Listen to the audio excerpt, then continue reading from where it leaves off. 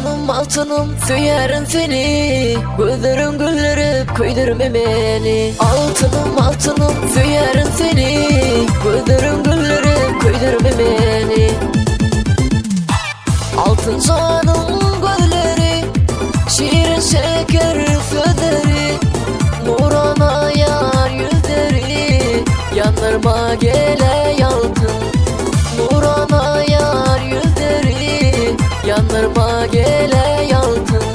Altınım altınım söylerim seni, gözlerim güldürüp köydürme beni. Altınım altınım söylerim seni, gözlerim güldürüp köydürme beni.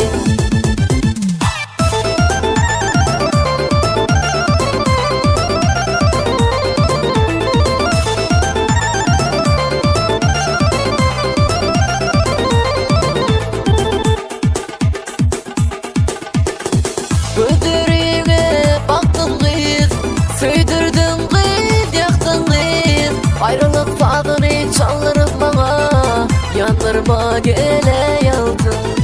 Ayrılık tadını çaldırıp bana, yanlarıma gele yaltın. Altınım altınım söylerim seni, gözlerim güldürüp köydürme beni. Altınım altınım söylerim seni, gözlerim güldürüp köydürme beni.